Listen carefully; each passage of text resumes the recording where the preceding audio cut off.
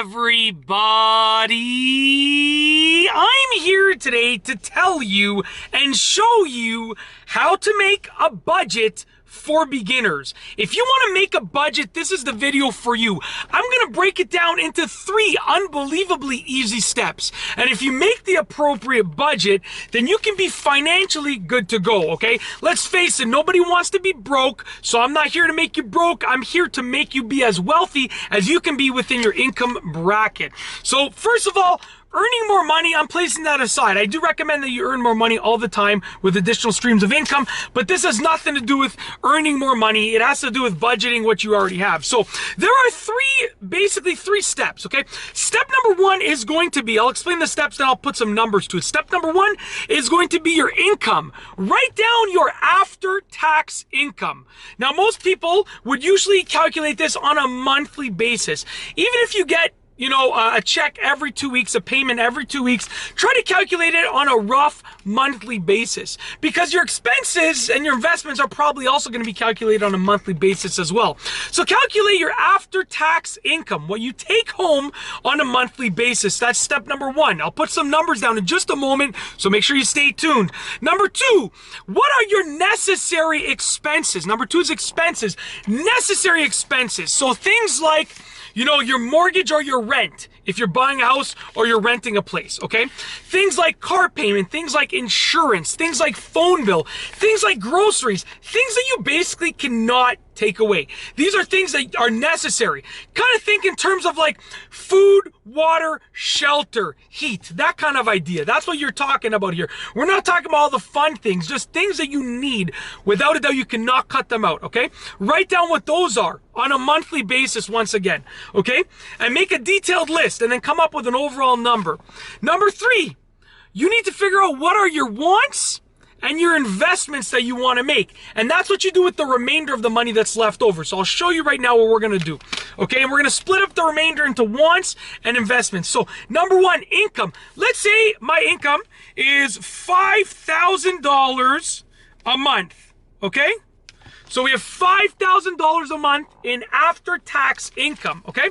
So number 2, expenses. Let's say, my mortgage is $2,000 a month, and then my phone bill is $100 a month, groceries $300 a month, and I keep going down the list and I add all of my expenses, and my expenses total to $3,200 a month. These are really realistic figures, to be honest with you. So our expenses are going to be $3,200 a month, okay? So we have our $5,000 a month in our income, and then we're subtracting our $3,200 a month in necessary expenses. We cannot touch those. They must be spent, okay? So 5,000 minus 3,200 leaves us with $1,800. So we have $1,800 left. Okay, $1,800 remaining. Now we're going to take that $1,800 and we're going to divide it up into our wants, and the rest that we'll be left with is our investments. Now I recommend that you keep your wants as small as possible. So maybe, like buying coffee at the local coffee shop, that's a want because you can make coffee at home for like pennies, but you want to buy a $5 coffee, that's fine. Maybe buying like a video game a month, going to the movies, going out for dinner a couple times. Let's say you calculate you're spending about $400 a month in wants. Now these are things that are not necessary, but they're going to keep you happy and you have the funds to allocate to them. Okay, so we're going to subtract that $400 a month of our wants, so minus $400 a month. Now we have $1,800 that was remaining, minus $400 leaves us with $1,400 a month. So now we have our $1,400 a month remaining, and all that is going to be going towards our investments. Now we need to decide, what investments do you want to make? So obviously you got to plan for retirement, okay? You have to put money in a separate fund for an emergency fund. And then I always like to put money in a separate fund for bigger purchases. Like if you want to go on a vacation, that money has to come from this. It's an investment, okay? Because you're investing in that vacation. It's a larger chunk of money. It's not part of your regular monthly wants, okay? So I consider that to be an investment. It's not an investment that's going to pay you, but if you go on a vacation, you come back and you work 5 times as hard, that's a pretty good investment in my eyes, because you're going to make some extra money based on you working harder. So then we're going to take that $1,400, we're going to divide it up. Let's say out of that $1,400 a month, okay, I'm going to draw some arrows over here. Let's say $500 is going towards retirement, okay? So 500 bucks out of 1,400 is going towards retirement because we don't want to work forever. To be honest with you, you should put all of it towards retirement. This way you could just vacation for the rest of your life. But that's a whole separate argument. And you know, kind of a joke, but kind of realistic. Okay, so $500 is going towards retirement. $500 is going towards my big spending account. Okay, so another 500 is going towards big spending. That brings us to 1,000 in total out of the 1,400 that we have left. And then the remaining 400 is going towards the emergency fund. So the remaining 400 is going towards the emergency fund. So how do we make a budget? We got our income, which was $5,000 a month after tax. We subtracted our necessary expenses that we cannot forego in any way, which was $3,200 a month. And that left us with $1,800 a month remaining. And we could split that up. We have the freedom to do whatever we want with that 1,800 bucks a month.